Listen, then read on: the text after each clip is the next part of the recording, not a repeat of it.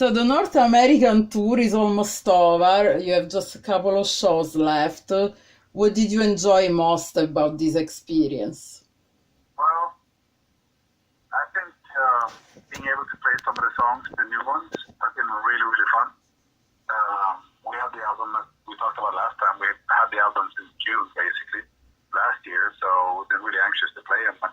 That's been really good. It's great hanging out with the Swedish guys, obviously, in Smash Into Pieces, but also the Within Temptation guys. It's been a very smooth, very fun tour. And then before that was the headline run with All That Granite and All Hate Spaghetti, and it was amazing too. So it's been long. I can't wait to go home. But Right. in about 5 days, I'll be ready to go out again. So, Do you think you will come back North America? oh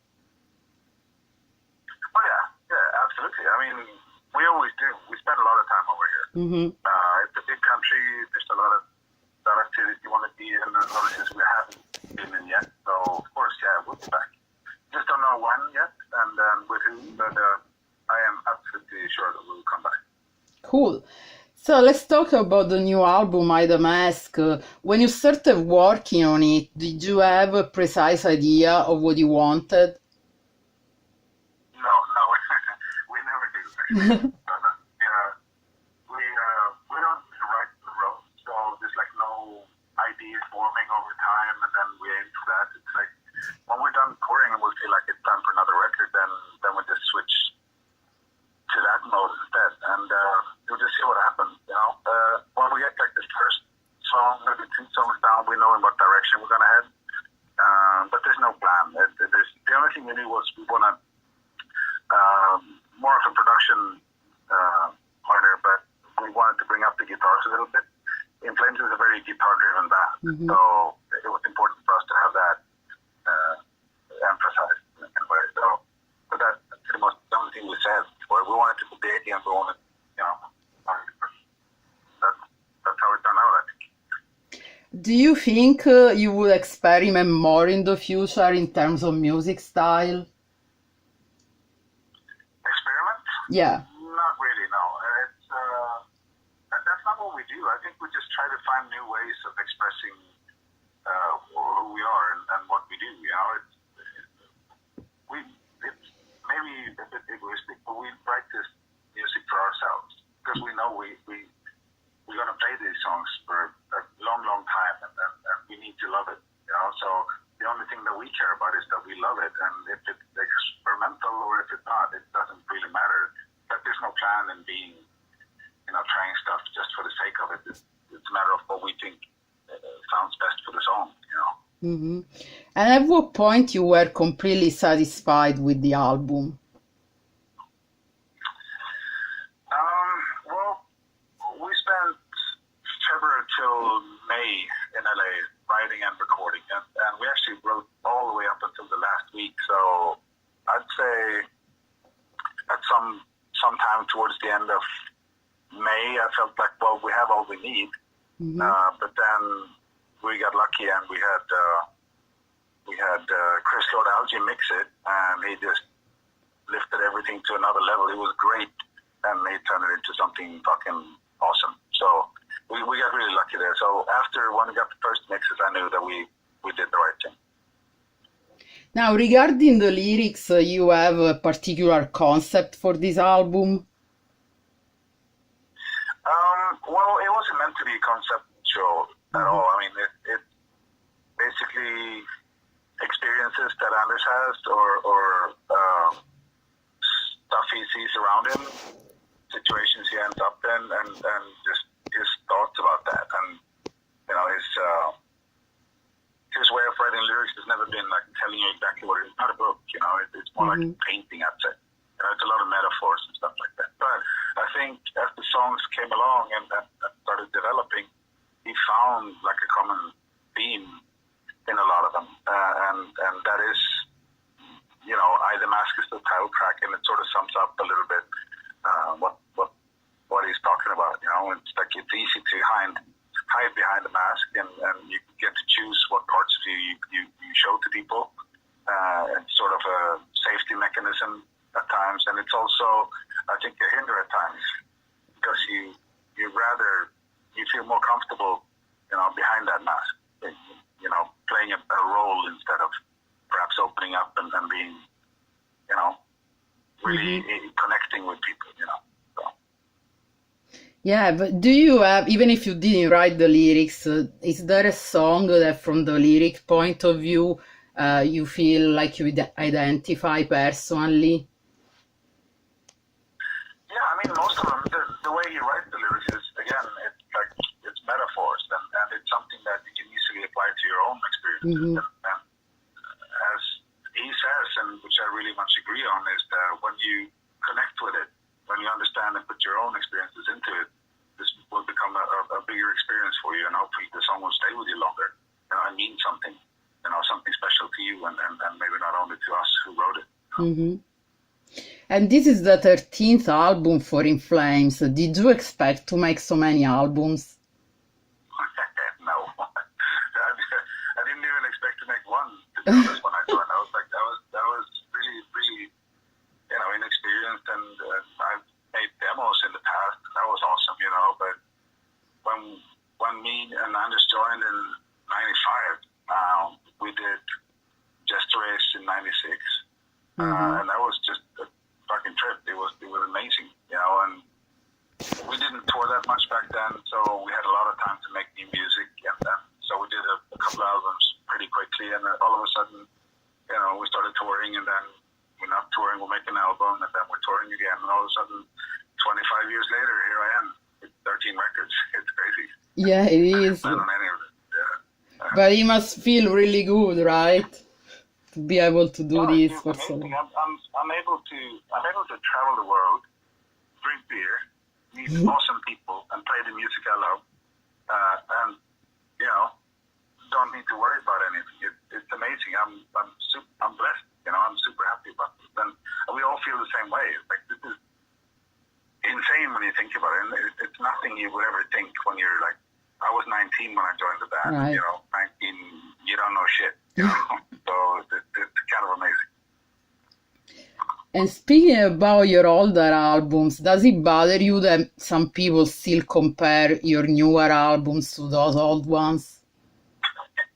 No, I mean, I think it's pointless because it was a different time. I was, you know, if you want to compare it to the gestures that we talked about, you know, it's going to be 25 years later when you listen to The Mask, and those two are very different, but if you listen to every album, it all led up to this, you know? So, but we never compare to anything that we've done. I mean, we know what we've done, you know? And we don't want to do it again. We just want to learn from it, and we want to move on and see, you know, where we can take this. And, I mean, it's the greatest feeling ever, not having to obey anybody. You know, you're your own boss. We decide exactly what we want to write, what we want to, you know, what we want to play, what we want to hear. And there's nobody, including, you know, record label management or even an audience, that can change that. And so when that's done, you know, we're done with the record. We love it, and whatever people say after doesn't really touch us, you know, and we don't really listen to it. So no, it doesn't bother me. Great. It shouldn't, but it's bound to happen, you know. And it doesn't change anything, you know. It wouldn't change if I waste my energy on that. You know, it would take up all my time, and I don't have time for that. I really don't feel like engaging in that kind of not inspirational discussions. You know? Right, definitely. But speaking about those early years, do you miss anything of the famous Gothenburg scene? The music scene in general back then was pretty different. If I missed any of it? Yeah. I wasn't really, I came in kind of late. This is, when I joined 95, I mean, you already had Slaughter Up the Soul with At the Gate, you had a bunch of At the Gate, Dr. Quilly album. Studio Fredman was super busy with all these bands, Arch Enemies, Soilwork, you know, all these bands were there already. So for me, I just came into it. I wasn't really part of the scene before. I was just, my cousin was a good friend with Jesper, who was in the scene.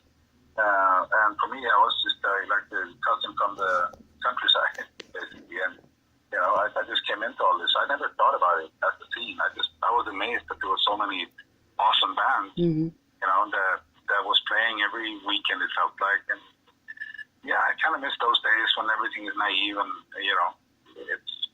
there was no internet, so everybody was expecting stuff, and then you were waiting for a concert for months because you knew it's going to happen. You didn't know the set list, you didn't know anything, and you were excited about it for months. And now everything is so fast. So I kind of miss those days.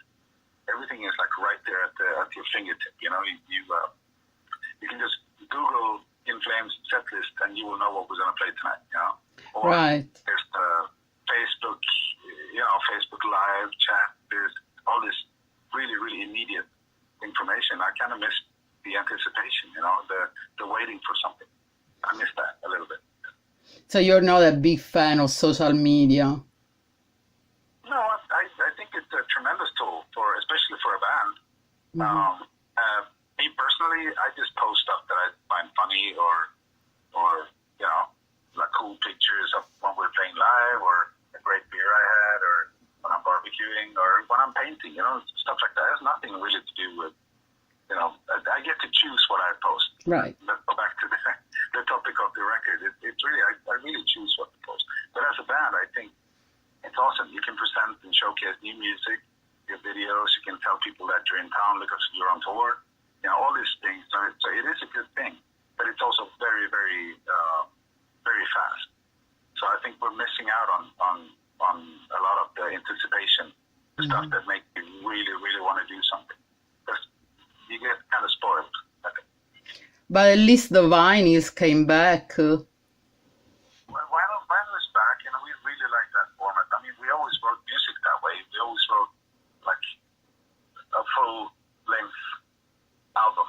We never did just songs or singles or something like that. It's always been the way we listen to music, and so it's really cool to see that coming back.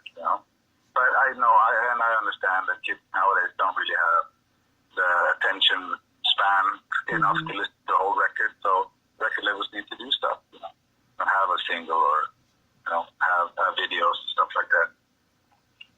Now, besides In Flames, you did in the past some guest lead guitar with various bands, also on Dark Tranquillity, latest album. Would you consider doing other collaborations in the future? I'm not against it, but I'm not planning on it either. I like it when it just happens spontaneously. If a friend asks, obviously I want to, be there and see what fun things can come out of it. But I don't plan on doing stuff like that. In Flames takes up all my time basically, and when we're not touring, we start writing, and then In Flames, it's going to be that, and probably continue to do that. If something funny falls into my lap, then I'll jump on it, I'll do it, but I have nothing planned. Okay, and in terms of tours, do you have other touring planned for this year? Yeah, we do have a bunch of it. As soon as we get back, we have 2 more shows tonight and tomorrow in LA.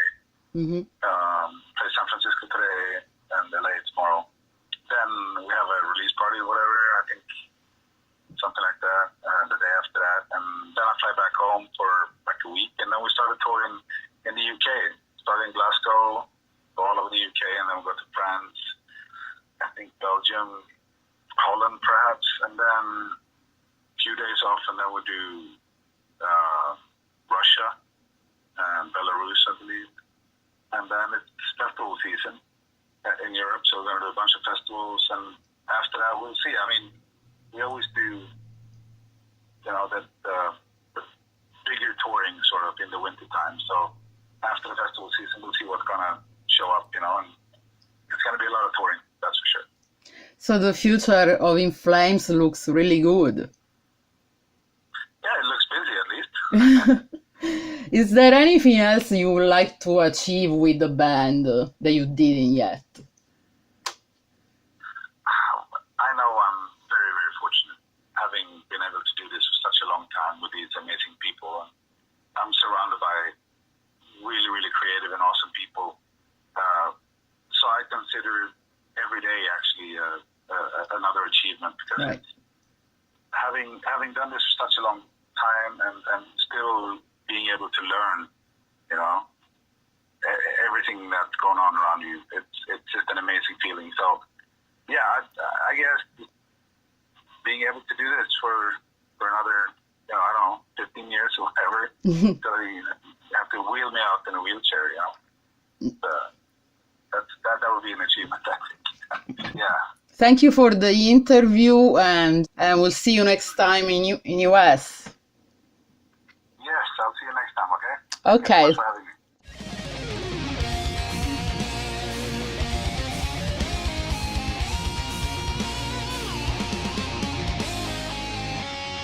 My God, I don't need you. I won't wait for you to come around.